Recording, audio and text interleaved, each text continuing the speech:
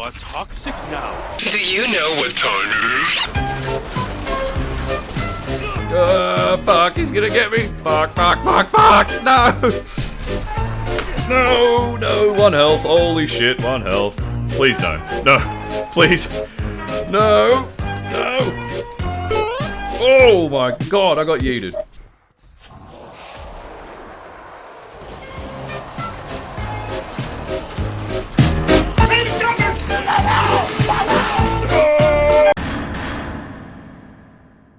Killing Floor 2 is one of those games that you forget exists until you're bored out of your brain and just scrolling through your Steam library. And then you're like, oh yeah, that game exists. Might as well download. Holy shit!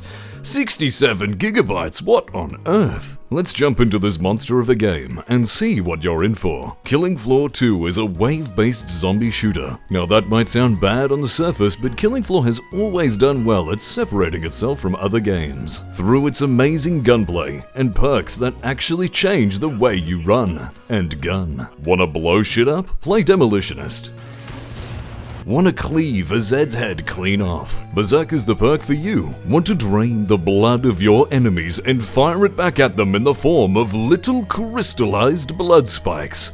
Well, apparently that's a medic weapon. Yeah, I don't know about that one either. Perks allow you to grow stronger for using the weapons you like. Eventually, you'll receive perk bonuses that give you a fair chunk of power in the right hands. With these bonuses, you can go from just a normal dude with a flamethrower to someone who apparently hates the ground the Zeds walk on. Killing Floor 2 is all about that shit, providing you with creative and unique ways of killing zombies that other games just don't offer you outside of Call of Duty's zombie mode. I also appreciate the wackiness of the game.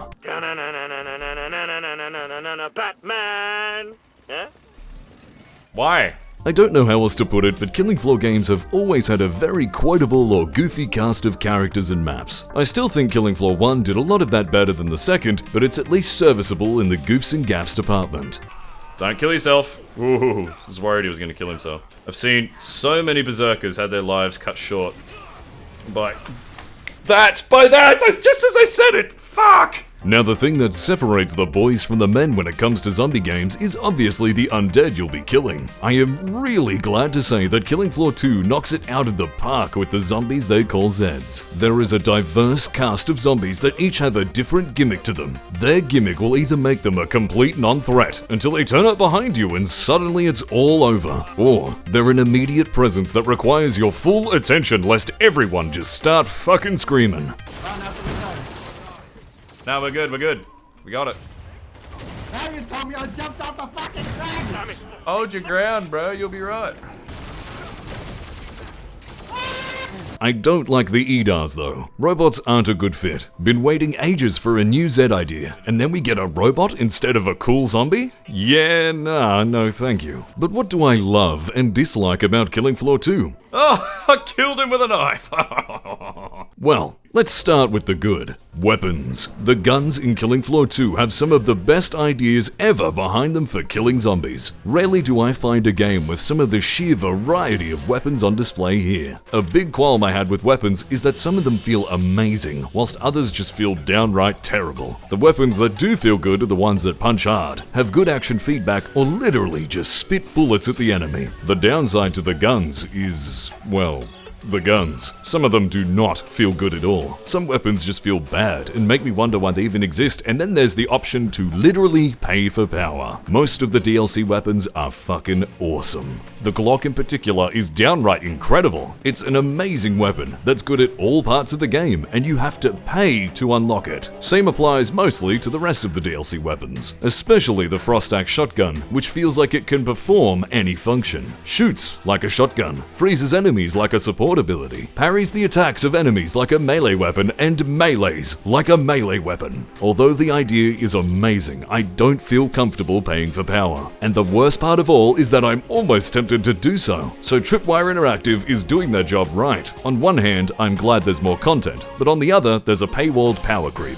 So, DLC weapons get a I don't know how I feel about them rating from me. There's also some weapons that just got a skin slapped on them, some values changed, and have just been given to another perk. The HRG weapons are existing weapons reimagined for another class. Whilst I appreciate the extra content, I'm not sure if I like the reuse of assets, even if some of those weapons are good or great, and melee weapons just feel off. It feels like melee was never fully fleshed out. I could never actually put my finger on why it feels that way, but if I were to guess, I would say it's because most of the time I actually can't tell what my weapon is doing to the Zeds. Visuals. The appearance of everything in Killing Floor 2 is bright and honestly really well detailed. The Zeds can be dismembered unlike anything I've seen in other games, and it really helps with the action feedback of what you're doing. There's so many times, however, where the gore, blood, and bright lights combine to give me a throbbing headache. Stare at this for too long and anyone would start to feel wacky. When it comes to how your character can look, there is a lot of variety. A gigametric arse load, you could say. But for most of these, you'll need to shill out money. And Killing Floor 2 does have loot boxes and even a goddamn TF2 or CSGO style economy. I've been told that most people just recycle the crates they get and craft new cosmetics out of that, but I still hate loot boxes with a burning passion. And the Steam Marketplace can literally suck my ass. Unless it's TF2, I still like unusuals, damn it. This is cancer. The sound is alright. The music is fairly good, but it just sounds like loud metal to me. And I like power metal, so maybe that's saying something. One gripe I have with sound is that when there's a lot going on, you'll never hear the ultra-quiet footsteps of Zeds creeping up behind you. And like the visuals, the sound can also become a clusterfuck and make everything even more headache-inducing. And with that, everything about Killing Floor 2 when looked at closely can be considered amazing. Amazing guns, amazing graphics, and amazing action. But when you combine these elements together in play, it can sometimes become a blender of visual and audio noise. When the game's good, it's great, but when it's bad, it's just terrible. There is never an in-between, it feels like. A sweet spot of just good gameplay or good content. The game is boring when played solo, but is actually fun with randos and especially fun with friends. So, should you play Killing Floor 2? Yes! Just keep in mind that this game really wants your money.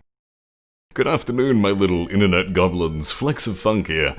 This is a new type of video that I'll be doing in the future when I sort of have like a content drought. I'm waiting for Cyberpunk to come out, so I thought, might as well play a game, have a bit of fun with it. And I've always wanted to have a format for quick reviews. I tried it ages ago, but it didn't really work. It wasn't really what I wanted, so to speak. It wasn't as entertaining as I had hoped. But I was watching my favorite YouTuber the other day who barely uploads anymore. His name's Demolition D, and he does a series called Should You Watch for Anime. And I was watching him and I'm like, fuck it, I'll do it for games. So this is a new series for games that I am not going to put as much time into. It's sort of like an initial impression. It just so happened that I already played a lot of Killing Floor way back when it first came out in the second one. So yeah. That's all I wanted to say.